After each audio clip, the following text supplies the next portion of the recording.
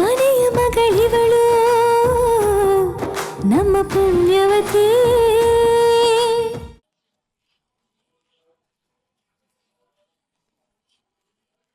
ಬೆಳಗ್ಗೆ ನನ್ ಜೊತೆ ಬಾಯಿಗೆ ಬಂದಾಗ ಮಾತಾಡ್ದೆ ಅಲ್ವಾ ಭುಜಂಗ? ಈಗಿಡೀ ಮದ್ವೆ ಮನೇಲಿರೋರೆಲ್ಲ ನಿನ್ ಕಡೆ ಬೆರಳು ತೋರಿಸಿ ದುಡ್ಡು ಕೊಡೋಕೆ ಯೋಗ್ಯತೆ ಇಲ್ದಿರೋನು ಅಂತ ಮಾತಾಡ್ತಾರೆ. ನಂದನ್ ಸಹಾಯನ ಭುಜಂಗ ತಗೊಳ್ತಾನೋ ಇಲ್ವೋ, ಆದ್ರೆ ತಗೊಂಡ್ರು ಸೋತ್ ಹಾಗೇನೆ, ತಗೊಳ್ದೇ ಇದ್ರು ಸೋತ್ ಹಾಗೇನೆ.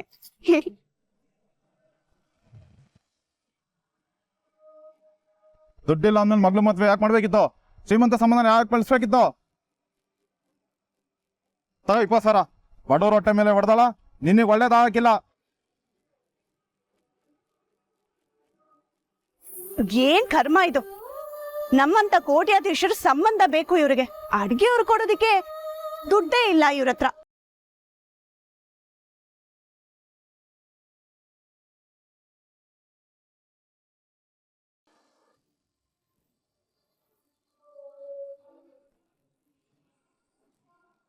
ಪದ್ಮಿನಿ, ನೀವ್ಯಾಕೆ ಇಲ್ಲಿಗೆ ಬಂದ್ರಿ? ನಿನ್ ಜೊತೆ ಮಾತಾಡ್ಬೇಕು ಪದ್ಮಿನಿ. ನಾವಿಬ್ರು ಶಾಸ್ತ್ರಗಳನ್ನ ಪಾಲಿಸ್ಲೇಬೇಕು ನಂದನ್ ಅವ್ರೆ. ಪದ್ಮಿನಿ ಪ್ಲೀಸ್, ಇದು ತುಂಬಾ ಮುಖ್ಯವಾದ ವಿಷಯ. ನಂಗೂ ಇಲ್ಲೇ ನಡೀತಿದೆ ಅಂತ ಗೊತ್ತಾಯ್ತು. ಮಾವಂಗೆ ಹಣದ ತೊಂದರೆ ಆಗಿದೆ ತಾನೆ?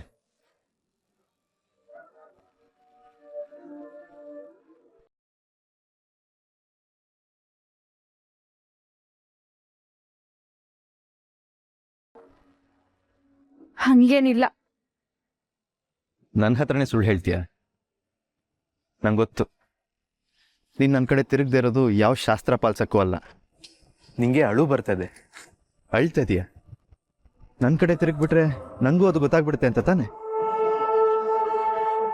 ಇಷ್ಟಕ್ಕೂ ಮಾವ ಯಾಕೆ ಇಷ್ಟು ಕಷ್ಟಪಡಬೇಕು? ನಾನಿಲ್ವಾ?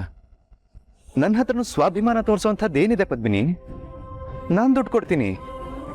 ಮೊದಲನೇದಾಗಿ ನೀವು ತಿಳ್ಕೊಂಡಂಗೆ ದುಡ್ಡಿನ ಸಮಸ್ಯೆ ಏನೂ ಇಲ್ಲ. ಎರಡನೇದಾಗಿ ಸಮಸ್ಯೆ ಇದ್ರು ಅಪ್ಪಯ್ಯ ಯಾವುದೇ ಕಾರಣಕ್ಕೂ ಯಾರ ಸಹಾಯನೂ ಒಪ್ಕೊಳ್ಳೋಕ್ಕಿಲ್ಲ.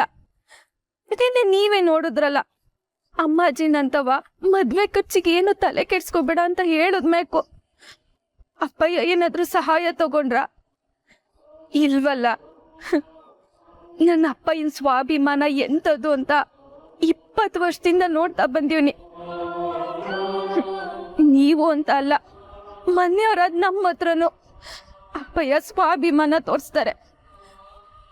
ನಂದನ್ನವ್ರೆ, ನೀವೇನಾದ್ರೂ ಅಪ್ಪಯ್ಯನ ಹತ್ರ ಹೋಗಿ ಮಾವ ನಾನು ಸಹಾಯ ಮಾಡ್ತೀನಿ ಅಂತ ಕೇಳಿದ್ರೆ ಅಪ್ಪಯ್ಯ ನನ್ ಸೋತೋದೆ ಅಂತ ತುಂಬಾ ನೊಂದ್ಕೊಂತಾರೆ. ಪದ್ಮಿನಿ, ನಾನು ಸಹಾಯ ಮಾಡೋ ಸ್ಥಾನದಲ್ಲಿ ಇದ್ದೀನಿ. ಇಷ್ಟಕ್ಕೂ ಅದ್ರ ಹೆಸರು ಸಹಾಯ ಅಂತ ಆಗಲ್ಲ, ಕರ್ತವ್ಯ ಅಂತ ಆಗತ್ತೆ. ದೊಡ್ಡ ತಪ್ಪು ಮಾಡ್ಬಿಟ್ರಿ ನಂದನ್ನವ್ರೆ. ನೀವು ನನ್ನ ತೊಂಡ ಇಷ್ಟಪಡ್ಬಾರ್ದಾಗಿತ್ತು. ನಿಮ್ಮಂತಸ್ಟಿಗೆ ತಕ್ಕಂತ ಹುಡುಗಿನ ನೋಡಿ ಮದ್ವೆ ಆಗಿದ್ರೆ ಚೆನ್ನಾಗಿರ್ತಿದ್ರಿ. ನೋಡಿ, ನೀವು ನಿಮ್ ಮನೆಯವ್ರಿಗೆ ಮತ್ತೆ ನಿಮ್ ಸಂಬಂಧಿಕರಿಗೆಲ್ಲ ಸರಿಯಾದ ವ್ಯವಸ್ಥೆ ಇಲ್ಲ ಅನ್ಸ್ತೈತೆ.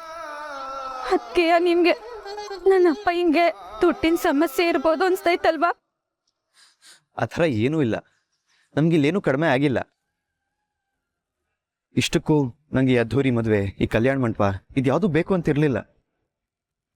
ನಮ್ಮಿಬ್ಬರು ಮನೆಯವ್ರ ಸಮ್ಮುಖದಲ್ಲಿ ನಿನಗೆ ತಾಳಿ ಕಟ್ಟೋದಷ್ಟೇ ನನ್ನ ಆಸೆ. ಆದ್ರೇನು ಮಾಡೋದು, ಮದುವೆ ಅಂದಮೇಲೆ ಎರಡು ಕುಟುಂಬದವ್ರ ಅಭಿಪ್ರಾಯ ಮುಖ್ಯ ಆಗತ್ತೆ. ಇರಲಿ, ನನ್ನ ಮಾವ ಸೋಲಕ್ಕೆ ನಾನು ಬಿಡೋದು.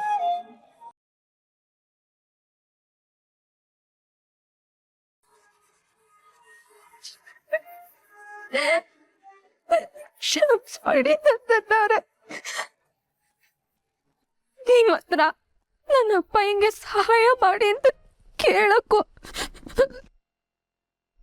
ಭಯ ಬರ್ತಿಲ್ಲ. ನನ್ನ ಹತ್ರ ಅಪ್ಪ ಹಿಂಗೆ ದುಡ್ಡು ಕೊಡೋ ಶಕ್ತಿ ಇದ್ದಿದ್ರೆ ಅದನ್ನ ಕೊಟ್ಟು ಎಲ್ರು ಎದುರುಗಡೆ ತಲೆ ಎತ್ತುವಂಗ್ ಮಾಡ್ತಿದ್ದೆ. ಆದ್ರೆ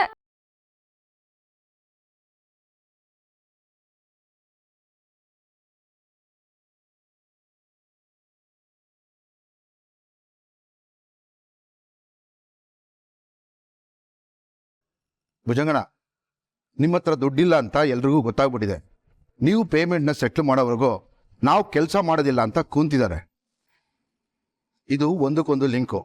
ಅಡಿಗೆ ಒಂದು ಜಗಳ ಮಾಡ್ಕೊಂಡು ಹೋಗಿದ್ದಾರೆ. ಇನ್ನು ಶಾಮಿಯಾನದವನು ಚೇರ್ನ ಎತ್ತಾಕೊಂಡು ವ್ಯಾನಲ್ಲಿ ತುಂಬಿದ್ದಾನೆ.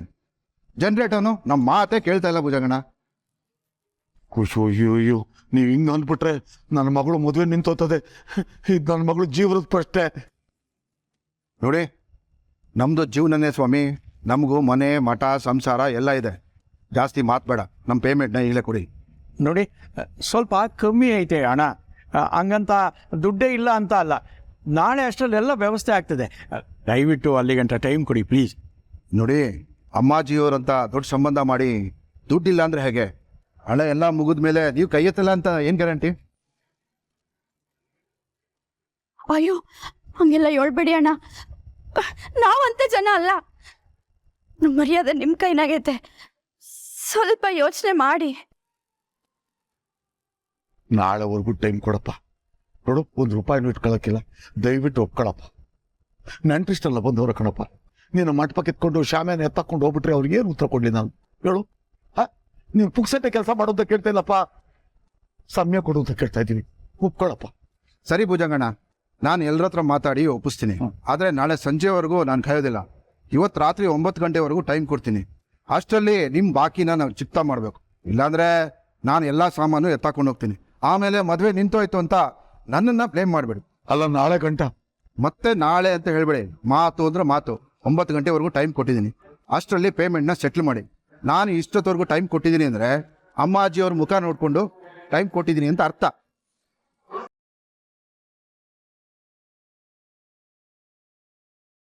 ನೋಡಿ, 9 ಗಂಟೆ ಮರಿಬೇಡಿ.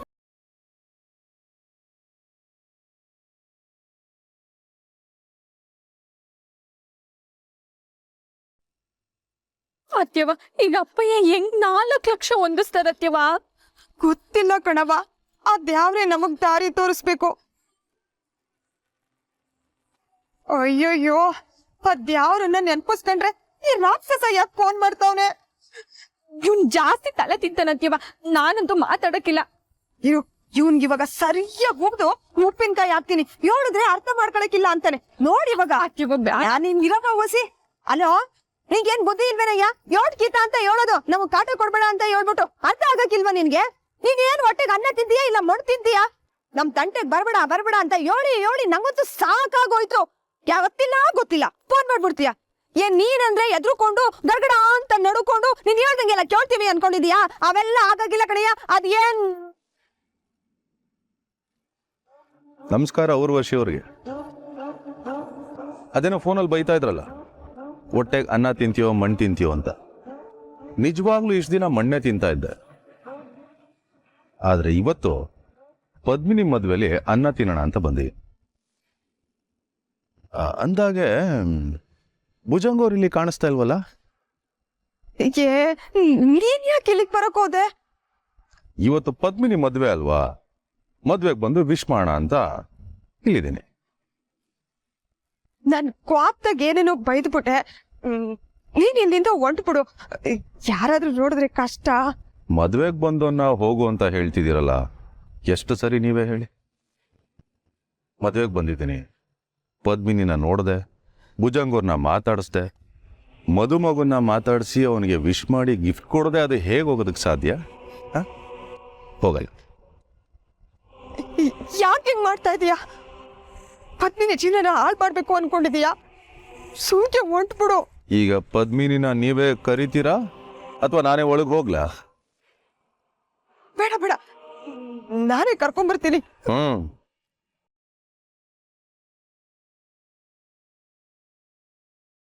ಏಟೋದಾಯ್ತ್ರಿ? 8 9 ಗಂಟೆ ಒಳಗಡೆ ಹೆಂಗ್ರಿ ದುಡ್ಡು ಹಾಕ್ಸ್ತೀರಾ? ಆಟೋನ್ ಜನ ನೆಂಟ್ರು ಬಂದವ್ರೆ. ಅವ್ರ ಮುಂದೆ ಎಲ್ಲ ಹೆಂಗ್ರಿ ತಲೆ ಎತ್ಕೊಂಡ್ ತಿರ್ಗೋದು? ಮದ್ವೆ ಹೆಂಗ್ ನಡೀತಾ ಇತ್ತಣ್ಣ? ನೀ ಅಳಬೇಡ ಕಣವ. ಇನ್ನೇನಣ್ಣ, ನೆನ್ನೆ ಇನ್ನು ಅಪ್ಪಾಜಿ ಹೇಳೋರೆ ನಾವೇ ಖರ್ಚು ಹಾಕಂತೀವಿ ಅಂತ. ಅದಕ್ಕೂ ನಾವ್ ಒಪ್ಲಿಲ್ಲ, ತಪ್ಪು ಮಾಡ್ಬಿಟ್ವಿ. ಅಂದ್ರೆ ನಿನ್ನ ಮಾತಿನ ಅರ್ಥ ಇದೆ, ನಾನು ದುಡ್ಡಿಗೋಸ್ಕರ ನನ್ನ ಸ್ವಾಭಿಮಾನ ಮಾರ್ಕೋಬೇಕಾಗಿತ್ತ? ಅಯ್ಯೋ, ಯಾಕ್ರಿ ಹಂಗಂತೀರಾ? ಅಲ್ಲ, ಅವ್ರ ಅರ್ಧ ನಾವರ್ಧ ಹಾಕ್ ಮದ್ವೆ ಮಾಡಿದ್ರೆ ಆಗ್ತಿರ್ಲಿಲ್ವಾ? ನಾನು ಬದುಕಿವ್ನಿ. ಸತ್ತಿಲ್ಲ ಹಂಗಲ್ಲ ಕಳ್ಳು ಭುಜಂಗ. ಇನ್ನೇಂಗಪ್ಪ ಟೇಮ್ ಇಲ್ಲ ಕಣೋ. 9 ಗಂಟೆ ಒಳಗೆ 4 ಲಕ್ಷ ವಂಚಬೇಕು ಅಂದ್ರೆ ಏನಾರ ಪವಾಡ ನಡಿಬೇಕು. ಅದೇನ್ ಮಾಡ್ತೀಯ ನೋಡು. ಇದ್ರೆ ಮದುವೆ ನಿಂತು ಆಯ್ತದೆ. ಯಾವುದೇ ಕಾರಣಕ್ಕೂ ಮದುವೆ ಇಲ್ಲ ಹಂಗೆ. ಮದುವೆ ನಡೀಲೇಬೇಕು. ಹಂಗೆ ನನ್ನ ಸ್ವಾಭಿಮಾನ ಸೋಲ್ಬಾರ್ದು.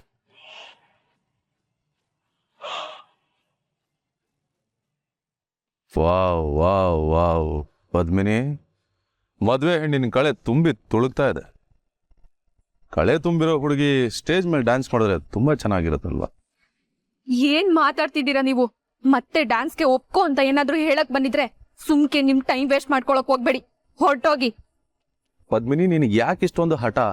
ಹಾ, ನಿನ್ಗೆ ಎಷ್ಟೊಂದು ಟ್ಯಾಲೆಂಟ್ ಇದೆ ಗೊತ್ತಾ? ನೀನು ಆ ಟ್ಯಾಲೆಂಟ್ನೆಲ್ಲ ಕಸ ಮಾಡ್ತಾ ಇದೀಯ.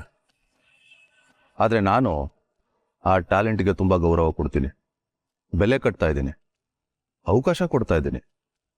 ಈ ಚಾನ್ಸನ್ ಬೇಡ ಅನ್ಬೇಡ. ನೋಡಿ, ನಾನ್ ಡ್ಯಾನ್ಸ್ ಮಾಡಕ್ಕಿಲ್ಲ ಅಂತ ನಿರ್ಧಾರ ಮಾಡಾಗೈತೆ. ನಮ್ಮನೇಲಾಗ್ಲಿ ನನ್ ಗಂಡದ ಮನೇಲಾಗ್ಲಿ ಇದಕ್ಕೆಲ್ಲ ಬೆಂಬಲ ಇಲ್ಲ. ಸುಮ್ಕೆ ನನ್ ಜೀವನನ ಹಾಳು ಮಾಡ್ಬೇಡಿ, ಹೊರಟೋಗಿ. ಪದ್ಮಿನಿ, ನಿಂಗೆ ಯಾಕೆ ಅರ್ಥ ಆಗ್ತಿಲ್ಲ? ಯಾರಿಗೂ ಸಿಗದೆ ಇರೋಂಥ ಅವಕಾಶ ನಿನಗೆ ಸಿಕ್ಕಿದೆ, ದಯವಿಟ್ಟು ಬೇಡ ಅಂತ ಹೇಳ್ಬೇಡ. ನೋಡು, ಇದೊಂದು ಶೋ ಅಟೆಂಡ್ ಮಾಡು ಸಾಕು. ನಿನ್ ಸ್ಟಾರೇ ಚೇಂಜ್ ಆಗುತ್ತೆ, ನೀನ್ ಬೇರೆ ಲೆವೆಲ್ಗೆ ಬೆಳಿತೀಯಾ. ಈಗ ನನ್ ಮದ್ವೆ ನಡೀತೈತೆ, ಈಗ ಬಂದ್ ಆಡೋ ಮಾತಾ ಇದು? ದಯವಿಟ್ಟು ನನ್ ಜೀವನನ ಹಾಳು ಮಾಡ್ಬೇಡಿ, ಹೊರಟೋಗಿ.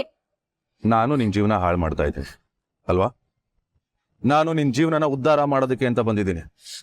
ನೀನ್ ನೋಡಿದ್ರೆ ಮದ್ವೆ ಆಗಿ ಮಗು ಮಾಡ್ಕೊಂಡು ಮಕ್ಳನ್ನ ಆಡಿಸ್ಕೊಂಡು ಅಡಿಗೆ ಮಾಡ್ಕೊಂಡಿರ್ತೀನಿ, ಅದೇ ದೊಡ್ಡ ಸಾಧನೆ ಅಂತ ಹೇಳ್ತಿದ್ಯಾ. ನೋಡು, ಇದೊಂದು ಶೋನ ನೀನು ಅಟೆಂಡ್ ಮಾಡಿದ್ರೆ ಹೆಸರು ಬರುತ್ತೆ, ಹಣ ಬರುತ್ತೆ. ಓಕೆ, ನಿನಗೆ ನನ್ನ ಮೇಲೆ ನಂಬಿಕೆ ಇಲ್ಲ ಅಲ್ವಾ? ಸರಿ, ಸುಮ್ಮನೆ ಬರಬೇಡ. ನಾನು ನಿನಗೆ ದುಡ್ಡು ಕೊಡ್ತೀನಿ. ಎಷ್ಟು ಬೇಕು ಹೇಳು? 1 ಲಕ್ಷ ಕಡಿಮೆ ಆಯ್ತಾ? 2 ಲಕ್ಷ? 3? 3.5? ನೀನು ಎಷ್ಟು ಕೇಳಿದ್ರು ನಾನು ಕೊಡ್ತೀನಿ ಪದ್ಮಿನಿ. ಕಮಾನ್, ಎಷ್ಟು ಬೇಕು ಹೇಳು? 4 ಲಕ್ಷ.